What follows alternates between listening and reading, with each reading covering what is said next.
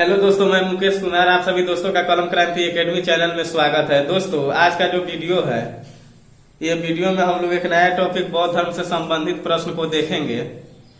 क्योंकि यहाँ से कॉम्पिटिटिव एग्जाम में, कोई कॉम्पिटिटिव एग्जाम हो, 2 से 3 नंबर का प्रश्न यहाँ से पूछा जाता है। इसके अलावा जैन धर्म, शैव धर्म, मतलब धर्म से संबंधित 2 से 3 नंबर का सवाल पूछा जाता है। तो आज का जो टॉपिक है ये बौद्ध धर्म से संबंधित है। और वीडियो को ज्यादा लंबा नहीं बनाते हुए, क्योंकि वीडियो ज्यादा लंबा हो जाने पर बहुत सारे बच्चे हैं कि शुरू में ही चाहते हैं कि हम 2 ही मिनट का वीडियो देखें और बहुत कुछ मुझे प्राप्ति हो जाए। ऐसा नहीं है।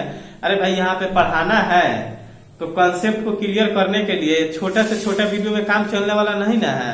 यहाँ पे किसी तरह वीडियो 10 से 15 मिनट का हो ही जाता है। इसीलिए हम जहां तक कोशिश करेंगे कि कम से कम समय में अधिक से अधिक क्वेश्चन को देखें। तो चलिए हम लोग शुरू करते हैं बौद्ध धर्म से संबंधित। यहाँ पे बोर्ड पे कुछ हमने पहले से लिख दिया है। सबसे पहले इसको एक बार हम लोग देख लेंगे, समझ लेंगे, और उसके बाद में तब हम बाद में इसको एक बार रिकॉल करेंगे, यानी दोबारा इसको, ताकि ज्यादा से ज्यादा समय तक इसे याद रखा जा सके। यहाँ पे लिखने की कोई जरूरी नहीं है। जो भी बच्चे इस वीडियो को देख रहे हैं, सिर्फ अपना ध्यान केंद्रित करके 10 से 15 मिनट इस बोर्ड पे ध्यान देंगे और हम क्या बोल रहे हैं, हमारे बोली पर ध्यान देंगे कि इनके मुंह से क्या निकल रहा है। अगर सिर्फ इतना ही अगर आप लोग दिमाग में केंद्रित कर अगर 10 से 15 मिनट सुन लीजिएगा, तो मुझे जहां तक उम्मीद है कि अगर इसके बाद अगर बौद्ध धर्म से संबंधित कोई भी क्वेश्चन अगर आपके सामने आ जाए तो वहां से छूटने का चांस नहीं रहेगा। तो चलिए देखते हैं बौद्ध धर्म। देखिए, सबसे पहले बौद्ध धर्म के जो संस्थापक थे वो गौतम बुद्ध थे। बौद्ध धर्म के संस्थापक कौन थे? गौतम बुद्ध थे, जिनका जन्म 563 ईसा पूर्व लुम्बिनी में हुआ, जो नेपाल में पड़ता है। बौद्ध धर्म के संस्थापक गौतम बुद्ध थे, जिनका जन्म 563 ईसा पूर्व लुम्बिनी नामक का स्थान एक है, जो नेपाल में पड़ता है। वहां पे इनका जन्म हुआ। और जन्म जब इनका हुआ तो एक यहाँ पे कहानी का भी इंटरेस्टिंग फैक्ट आता है, हालांकि उसको हम आगे समझेंगे। तब तक देखिए इसको, इनके जो पिता थे, गौतम बुद्ध का पिता, इनका परिचय करवा दे पहले कि गौतम बुद्ध कौन थे, इनका पिता का नाम क्या था, इनकी माता का नाम क्या था, इनका जन्म किस स्कूल में हुआ, इनका लालन पालन कैसे हुआ। तो पहले इनका परिचय देखते हैं। तो परिचय में नाम इनका गौतम बुद्ध था, जिनका जन्म 563 ईसा पूर्व लुम्बिनी नेपाल में हुआ। इनके पिता का नाम सुदोधन था, जो शाक्यगण के मुखिया थे। शाक्यगण का मतलब इनके जो पिता थे, जो क्षत्रिय कुल के महाराजा थे, वहीं शाक्यगण मतलब इस भाषा में शाक्यगण के मुखिया थे। और इनके माता का नाम महामाया माया देवी था। महामाया भी देता है, माया देवी भी देता है। इनके माता का नाम माया देवी था। और जो इनकी माता माया देवी थी, गौतम बुद्ध को जन्म देने के 7वें दिन बाद उनकी मृत्यु हो जाती है। 7वें दिन बाद, यहाँ पे बोर्ड पे आप लोग देखिएगा, 7वें दिन बाद उनकी मृत्यु हो जाती है। और मृत्यु जब हो, मान लीजिए कि कोई बच्चा का जन्म हो और उसकी माँ यदि 7 दिन 10 दिन या मान लीजिए कि कुछ ही समय के बाद अगर वो मर जाती है, तो उसका लालन पालन करने के लिए कोई ना कोई व्यवस्था तो करना होगा। तो जब 7वें दिन के बाद गौतम बुद्ध की माँ की मृत्यु हो जाती है, तो उनकी सौतेली माता का मतलब, यानी पहली माँ मर जाने के बाद अगर पिताजी दूसरी शादी कर लेते हैं, जिन्हें सौतेली माँ बोला जाता है, तो इनकी सौतेली माता जो प्रजापति गौतमी थी, जिनके द्वारा इनका लालन पालन किया गया। तो देखिए, इनकी सौतेली माता प्रजापति गौतमी के द्वारा इनका लालन पालन किया गया। यहाँ से भी क्वेश्चन पूछता है कि गौतम बुद्ध का लालन पालन किसने किया, तो माया देवी दे देगा। अब प्रजापति गौतमी भी रहता है ऑप्शन में। तो ये नहीं कि माया देवी मार देना है। माया देवी उनकी माता थी, लेकिन लालन पालन उनकी सौतेली माँ प्रजापति गौतमी करती है, जो उनकी माँ की सगी बहन यानी गौतम बुद्ध की मौसी रहती है। इनका जो विवाह है, गौतम बुद्ध का जब विवाह है, 16 वर्ष की अवस्था में इनका शादी होता है। और 16 वर्ष की अवस्था में शादी होने के कुछ समय बाद इनको पुत्र की प्राप्ति होती है। इन्हें एक पुत्र होता है जिसका नाम राहुल होता है। और गौतम बुद्ध को इनके बचपन का जो नाम था सिद्धार्थ था। गौतम बुद्ध के बचपन का नाम, ये भी कभी कभी पूछता है कि गौतम बुद्ध का बचपन का नाम क्या था, तो इनके बचपन का नाम सिद्धार्थ था। जिस तरह परिवार में या हम ही लोग का नाम जो है, बहुत ऐसे बच्चे हैं, हम हुए चाहे और कोई भी हुआ, तो 2-2 नाम रखा जाता है। मान लीजिए कि बचपन में लोग दूसरा भी नाम, एक नाम नहीं 2-2 नाम 3-3 नाम रख देते हैं। उसी तरह गौतम बुद्ध का बचपन का नाम सिद्धार्थ था। और शादी के बाद गृह त्याग जो है, यहाँ पे देखिएगा, यहाँ पे गृह त्याग लिखे हैं शॉर्ट में। 29 वर्ष की अवस्था में यह गृह त्याग देते हैं। गौतम बुद्ध 16 वर्ष की अवस्था में इनका शादी होता है और 13 साल बाद यानी 29 वर्ष की अवस्था में यह गृह त्यागते हैं, जिसे बौद्ध धर्म की भाषा में महाभिनिष्क्रमण कहा गया है। यहाँ पे गृह त्याग जो है, गृह त्याग का मतलब कि अपना घर छोड़ दिए, वहां से हमको कोई लेना देना नहीं है, जिसे बौद्ध धर्म की भाषा में महाभी निष्कर्मण कहा गया है। 29 वर्ष की अवस्था में जब ये गृह त्यागते हैं तो ये शिक्षा के लिए निकल जाते हैं, और जो शिक्षा दिन से ये लेते हैं, इनके प्रथम गुरु अलार कलाम है। जो अलार कलाम थे ये इनके प्रथम गुरु थे, और इन्होंने जो शिक्षा ग्रहण की वह शिक्षा या शाक्त दर्शन की शिक्षा की प्राप्ति इन्होंने की। जिस तरह हम लोग भी शिक्षा ग्रहण कर रहे हैं, तो मान लीजिए कि कोई मैथ का शिक्षा ले रहा है, कोई रीजनिंग का ले रहा है, कोई हिस्ट्री का ले रहा है, उसी तरह वह जो गौतम बुद्ध थे वह शाक्त दर्शन की शिक्षा उन्होंने प्राप्ति की। हालांकि शाक्त दर्शन का अगर हम लोग बात करें तो इसका गीता, रामायण, महाभारत में भी देखने को मिलता है। तो चलिए अभी मतलब यहाँ पे जो क्वेश्चन पूछने का कॉम्पिटिटिव एग्जाम में किस ढंग से पूछा जाता है, हमें बस उतना ही पढ़ना है। हालांकि अब शाक्त दर्शन के बारे में अगर बोला जाए तो यहाँ पे 5 मिनट तक बोलते रह जाएंगे।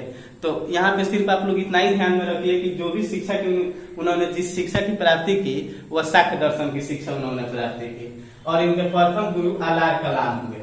और अलार कलाम से शिक्षा लेने के बाद में इनके जो दूसरे गुरु थे, दूसरे गुरु से भी इन्होंने शिक्षा ली, जिनका नाम यहाँ पे देखिएगा थोड़ा सा टेढ़ा है, रुद्रक्रामपुत्र से इन्होंने शिक्षा ली। रुद्रक्रामपुत्र से इन्होंने शिक्षा ली जो राजगीर के थे। उनसे शिक्षा लेने के बाद में गौतम बुद्ध को 6 वर्ष की कठिन तपस्या के बाद 6 वर्ष की कठिन तपस्या के बाद बिना अन्न जल ग्रहण किए इन्हें बैसाख की पूर्णिमा की रात, जिस तरह हिंदी बैसाख जो है, जिस तरह अंग्रेजी महीना जनवरी, फरवरी, मार्च, अप्रैल है, उसी तरह हिंदी महीना जो होता है, हिंदी महीना का बैसाख जो होता है, बैसाख महीना में पूर्णिमा की रात इन्हें फाल्गु नदी के तट पर पीपल वृक्ष के नीचे इन्हें ज्ञान की प्राप्ति होती है, और वहीं से ये गौतम बुद्ध के नाम से जाने लगते हैं।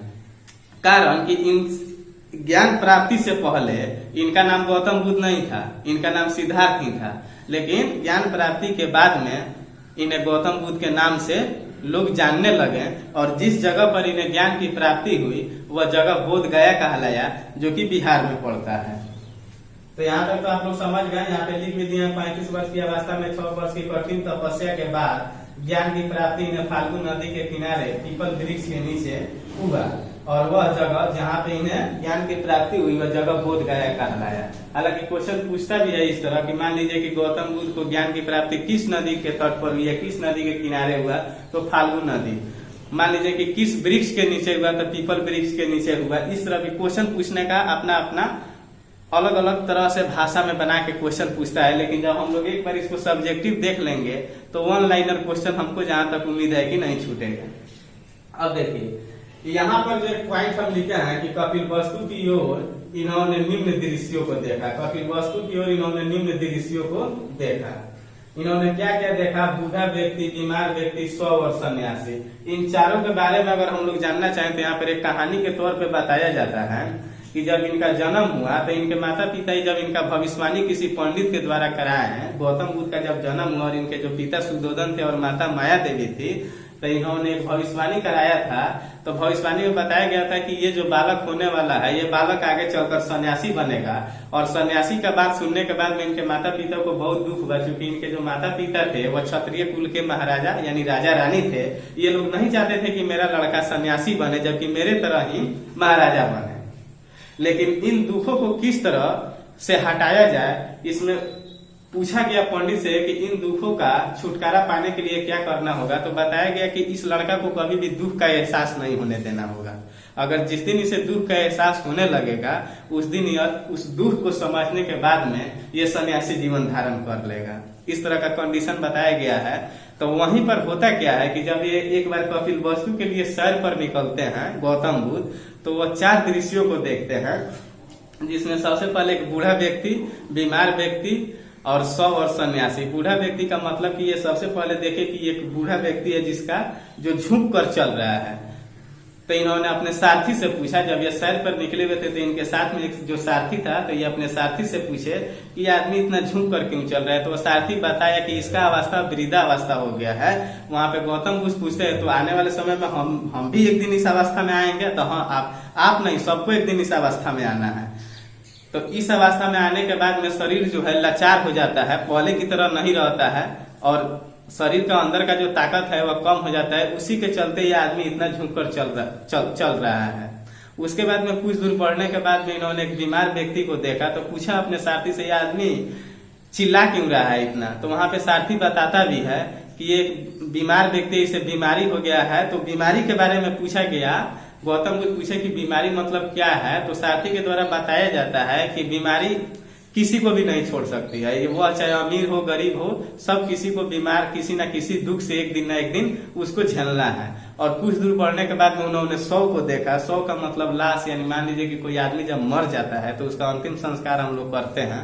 तो वहां पे ये गौतम बुद्ध देख रहे हैं कि 4 आदमी किसी एक आदमी को कंधे पर उठाकर ले जा रहा है। और उसके बाद में इन्होंने एक सन्यासी जीवन को देखा। इन चारों दृश्यों को देखने के बाद में गौतम बुद्ध को इससे पहले इस दुख का एहसास नहीं था, क्योंकि वो बाहरी दुनिया को देखे ही नहीं थे। वे सिर्फ राजमहल के अंदर ही उनको रखा जाता था और राजमहल के अंदर ही सारा व्यवस्था का इंतजाम किया गया था। लेकिन जब ये कपिलवस्तु की ओर सैर पर निकलते हैं तो ये सभी दुखों को देखते हैं और इन्हीं दुखों को देखकर गौतम बुद्ध अपने मन में ठान लेते हैं कि नहीं, इस संसार में कुछ ऐसा नहीं है। और देखने के बाद में सन्यासी जीवन के लिए अपने घर से निकल पड़ते हैं। घर से निकलने के बाद में वहीं पर इनकी जो शिक्षा दीक्षा होती है, आलार कलाम इनके जो गुरु होते हैं, ये शिक्षा दीक्षा लेते हैं। और लेने के बाद में 6 वर्ष की कठिन तपस्या के बाद में इन्हें ज्ञान की प्राप्ति होती है और सांसारिक दुखों को व्यथित होकर, मतलब सांसारिक दुखों से व्यथित होकर ये अपने पूरे घर परिवार समाज सबको छोड़कर अपना जीवन सन्यासी जीवन में बिताने के लिए निकल जाते हैं। तो जहाँ पे इनको ज्ञान की प्राप्ति होता है वहां से इनका नाम गौतम बुद्ध पड़ता है और वह जगह बोध गया कहलाता है। अब इस साइड में देखिएगा, यहाँ पे उपदेश लिखे हैं। जब ये गौतम बुद्ध से नाम से इन्हें लोग जानने लगे तो ये बौद्ध धर्म के बारे में अपना प्रचार प्रसार फैलाना शुरू कर दिए। तो सबसे पहले इन्होंने उपदेश दिया, जो कि इनका प्रथम उपदेश सारनाथ में दिया गया। सबसे पहले प्रथम उपदेश सारनाथ में दिया गया। हालांकि यहाँ से क्वेश्चन बहुत बार पूछा गया है कॉम्पिटिटिव एग्जाम में कि गौतम बुद्ध के द्वारा प्रथम उपदेश कहाँ दिया गया, तो सारनाथ में दिया गया। और बौद्ध धर्म की भाषा में इसे क्या कहते हैं, तो बौद्ध धर्म की भाषा में इसे धर्म चक्र परिवर्तन कहते हैं। इस तरह भी पूछ देगा क्वेश्चन कि गौतम बुद्ध सारनाथ में जो पहला उपदेश दिए उसे बौद्ध धर्म की भाषा में क्या कहते हैं, तो 4 ऑप्शन दे देगा। उसमें से ये ऑप्शन रहेगा धर्म चक्र परिवर्तन। बौद्ध धर्म के जिस तरह गृह त्याग को बौद्ध धर्म में महाभिनिष्क्रमण कहा जाता है, उसी तरह जो ये उपदेश दे रहे हैं उसे बौद्ध धर्म की भाषा में इसे धर्म चक्र परिवर्तन बोला जाता है। गौतम बुद्ध जो उपदेश दिए वह किस भाषा में दिए, ये भी क्वेश्चन पूछा जाता है। तो वे पाली भाषा में उपदेश दिए। पाली भाषा, जिस तरह हम लोग हिंदी बोलते हैं, हिंदी भाषा है, संस्कृत है, अंग्रेजी है, तमिल है, बांग्ला है, उस तरह इन्होंने प्रथम उपदेश जो सारनाथ में दिए पाली भाषा। इनका जो भी उपदेश था वह पाली भाषा में दिया गया। सर्वाधिक उपदेश किस जगह पर दिए, सर्वाधिक का मतलब हुआ सबसे ज्यादा उपदेश ये कौन सी जगह पर दिए, तो सबसे ज्यादा उपदेश ये श्रावस्ती में दिए, जो कि कोसल की राजधानी है। कोसल एक जगह है जिसकी राजधानी श्रावस्ती बोला जाता है, वहां पे इन्होंने सबसे ज्यादा उपदेश दिए। इनके अनुनायी शासक, इनके अनुनायी जो शासक थे वह 3 आदमी हुए, बिम्बिसार, प्रसेनजीत और उदयन। इनके जो अनुनायी शासक थे 3 थे, बिम्बिसार, प्रसेनजीत और उदयन। उपदेश देने के बाद में अब देखिए यहाँ पे होता क्या है कि यहाँ तक तो ये चले आए थे गौतम बुद्ध, इनका जन्म हुआ, लालन पालन सब कुछ हुआ, सांसारिक दुखों को देखे उसके बाद में सन्यासी जीवन ग्रहण किए और उसके बाद में ये अपना बौद्ध धर्म का प्रचार प्रसार किए। बौद्ध धर्म का प्रचार प्रसार करने के लिए इन्होंने अपना उपदेश जगह जगह पर जाकर देने लगे। और इनकी जो मृत्यु होती है 80 वर्ष की अवस्था में 483 ईसा पूर्व। देखिए 563 में जन्म होता है, जबकि 483 ईसा पूर्व में इनकी मृत्यु होती है। यानी ईसा पूर्व में जो था ना, सन ईस्वी उल्टा चलता था। तो वहां पे 483 ईसा पूर्व में इनकी मृत्यु कुशीनगर में होती है। और कुशीनगर जो कि उत्तर प्रदेश के देवरिया जिले में पड़ता है, वहां पे इनकी मृत्यु हो जाती है, जिसे बौद्ध धर्म की भाषा में महापरिनिर्वाण कहा गया है। हम यहाँ पे एक बार और आप लोगों को इंडिकेट कर दें, ये देखिए महापरिनिर्वाण, धर्म चक्र परिवर्तन और महाभिनिष्क्रमण, ये 3 वर्ड ऐसा है कि बहुत बार इससे क्वेश्चन पूछा गया है। बौद्ध धर्म की भाषा में जब ये उपदेश देंगे तो वहां पे धर्म चक्र परिवर्तन इन्हें उसे कहते हैं, मतलब बौद्ध धर्म का जो उपदेश ये दे रहे हैं, तो बौद्ध धर्म की भाषा में धर्म चक्र परिवर्तन बोलते हैं। और इनकी जो मृत्यु होती है उसे हम लोग महापरिनिर्वाण बोलते हैं बौद्ध धर्म की भाषा में। और जब ये गृह त्याग करते हैं तो उसे महाभिनिष कर्मन कहा जाता है। मृत्यु के बाद में इनके शरीरों को 8 भागों में बांट दिया गया और उन पर 8 स्तूपों का निर्माण कराया गया। जब गौतम बुद्ध की मृत्यु 80 वर्ष की अवस्था में होती है तो उनके शरीर को 8 भागों में बांट दिया जाता है और 8 जो उनका अंग है उस पर 8 स्तूपों का निर्माण कराया जाता है। अब देखिए, बौद्ध धर्म के बारे में जानकारी हमें त्रिपिटक से प्राप्त होता है।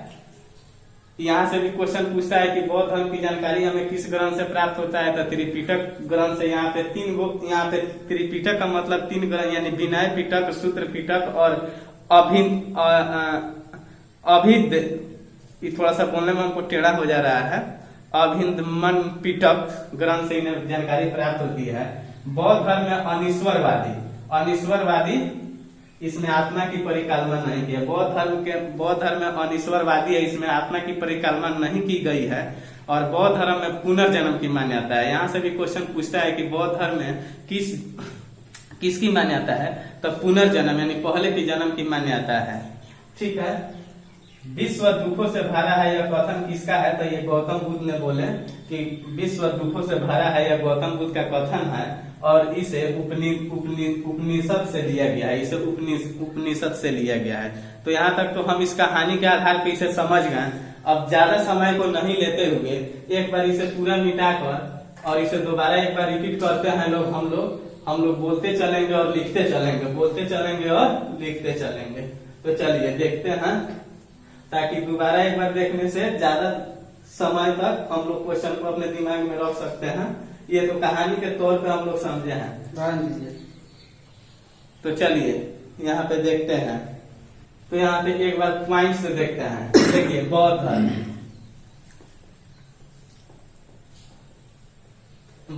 धर्म, यहाँ पे एक बार पॉइंट बाई पॉइंट से चलते हैं। इसके संस्थापक, बौद्ध धर्म के संस्थापक गौतम बुद्ध, यहाँ शॉर्ट में हम लोग चलेंगे। इनका जन्म इनका 563 ईसा पूर्व में, 563 ईसा पूर्व। कहाँ पे जगह, इनका जन्म का जगह कहाँ पे, स्थान कहाँ पे इनका जन्म हुआ, तो इनका जन्म हुआ लुम्बिनी। इनका जन्म हुआ लुम्बिनी, जो कि नेपाल में पड़ता है। इनके पिता का नाम क्या था, पिता का नाम इनका सुधोधन था। पिता का नाम क्या था, सुधोधन, जो शाक्य वंश के मुखिया थे। माता का नाम इनका क्या था, यहाँ पे माता का नाम क्या था, माता का नाम इनका माया देवी, यानी महामाया माया देवी, जो जन्म के 7वें दिन के बाद इनकी मृत्यु हो जाती है। इनके माँ के 7वें दिन के बाद, गौतम बुद्ध को जब जन्म देती है तो इनकी माँ के 7वें दिन के बाद मृत्यु हो जाती है। वहां के बाद एक क्वेश्चन, लालन पालन इनकी सौतेली माता प्रजापति गौतमी के द्वारा किया जाता है। सौतेली माता प्रजापति गौतमी के द्वारा इनका लालन पालन किया जाता है। विवाह इनका 16 वर्ष की अवस्था में होता है। 16 वर्ष की अवस्था में इनका विवाह किया जाता है। विवाह के बाद इनके एक पुत्र होता है, जिस पुत्र का नाम इनका राहुल रहता है। और कुछ समय बीतने के बाद में 29 वर्ष की अवस्था में यह गृह त्यागते हैं, यानी घर छोड़ देते हैं, गृह त्याग कर देते हैं। और गृह त्याग करने के बाद में जो शिक्षा ये लेते हैं, तो इन्होंने कौन सी शिक्षा की प्राप्ति की, तो शाक्य दर्शन। कौन सी शिक्षा की प्राप्ति की, तो शाक्य दर्शन। और शिक्षा लेने के लिए जहाँ पे जाते हैं तो इनके प्रथम गुरु कौन होते हैं, आलार कलाम। प्रथम गुरु कौन होते हैं, आलार कलाम से शिक्षा लेने के बाद में 35 वर्ष की अवस्था में इन्हें ज्ञान की प्राप्ति होती है। 35 वर्ष की अवस्था में इन्हें ज्ञान की प्राप्ति होती है। और ज्ञान की प्राप्ति इन्हें कहाँ पे होती है, तो ज्ञान की प्राप्ति इन्हें फाल्गु नदी के तट पर, फाल्गु नदी के तट पर पीपल वृक्ष के नीचे, फाल्गु नदी के तट पर पीपल वृक्ष के नीचे इन्हें ज्ञान की प्राप्ति होती है। और वहीं पे ये गौतम बुद्ध के नाम से जाने जाते हैं। यहाँ तक तो हम लोग देख लिए।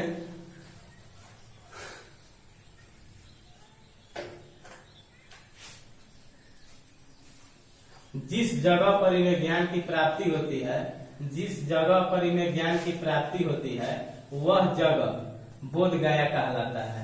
वह जगह बोध गया कहलाता है। देखिए यहाँ पे हम शॉर्ट में लिखते चल रहे हैं, इसको दोबारा हम लोग देख रहे हैं। इसीलिए जिस जगह पर इन्हें ज्ञान की प्राप्ति हुई वह बोध गया कहलाया। उसके बाद में इन्होंने अपना प्रथम उपदेश, जब ये बौद्ध धर्म का प्रचार प्रसार शुरू किए तो अपना प्रथम उपदेश ये सारनाथ में देते हैं। सर्वाधिक उपदेश माने सबसे ज्यादा उपदेश ये श्रावस्ती में देते हैं। सबसे ज्यादा उपदेश श्रावस्ती में देते हैं, जो कोसल की राजधानी है, जो कोसल की राजधानी है। उसके बाद में इनका जो उपदेश है किस भाषा में दिया गया, किस भाषा में दिया गया, तो ये पाली भाषा में दिया गया। ये पाली भाषा में दिया गया। उसके बाद में 80 वर्ष की अवस्था में 80 वर्ष की अवस्था में यानी 483 ईसा पूर्व में 483 ईसा पूर्व में इनकी मृत्यु होती है। 483 ईसा पूर्व में इनकी मृत्यु हो जाती है। और मृत्यु होने के बाद में इनके शरीर को मृत्यु होने के बाद में इनके शरीर को 8 भागों में विभाजित किया जाता है। 8 भागों में बांट दिया जाता है, बांट दिया जाता है। और इन 8 भागों पर 8 स्तूप बनाए जाते हैं। तो चलिए हम लोग इस वीडियो में यहीं तक देखेंगे। अब इसके बाद नेक्स्ट वीडियो में हम लोग देखेंगे कि जब इनकी मृत्यु हो जाती है तो वहां से बौद्ध धर्म का बंटवारा होता है। और बौद्ध धर्म का जब वहां से बंटवारा हो जाता है तो वहां से 2 भागों में इनके जो अनुयायी शासक होते हैं बिम्बिसार, प्रसेनजीत और उदयन, तो बौद्ध धर्म का जब बंटवारा होता है तो वहां से 2 भागों में बढ़ता है, भिक्षुक और उपासक। भिक्षुक का मतलब हम लोग अगले वीडियो में जानेंगे। यानी बौद्ध धर्म के प्रचार प्रसार करने के लिए जिन्होंने संन्यास ग्रहण कर लिया उसे भिक्षुक बोला जाता है। और जो गृहस्थ जीवन को व्यतीत करते हुए बौद्ध धर्म का प्रचार करेंगे उसे उपासक बोला जाता है। एक वीडियो में संभव नहीं है, इसलिए हम नेक्स्ट वीडियो में जानेंगे। इस वीडियो में हम इतना ही जाने कि गौतम बुद्ध कौन थे, बौद्ध धर्म का संस्थापक कैसे हुआ, उनका जन्म कब हुआ, उनके बचपन का नाम क्या था, पिता का नाम क्या था, माता का नाम क्या था, लालन पालन कैसे हुआ, शिक्षा ग्रहण कहाँ से किए, इन सभी चीजों को देखें। अगर वीडियो आप लोगों को अच्छा लगा हो तो वीडियो को आप लोग सब्सक्राइब कर दीजिए, लाइक शेयर कमेंट करना मत भूलिए। देखिए यहाँ पे कितनी मेहनत से हम लोग पढ़ा रहे हैं। हालांकि आप लोग लाइक शेयर कमेंट करते हैं, सब्सक्राइब करते हैं तो वहां से हम लोग को मोटिवेशन मिलता है। अगर वीडियो अच्छा लगा हो तो आप लोग ये सब करना नहीं भूलिए। अगर वीडियो अच्छा नहीं लगा हो तब तो कोई बात ही नहीं है। ठीक है, नेक्स्ट वीडियो में इसका अगला पार्ट हम लोग देखेंगे। तब तक के लिए थैंक यू।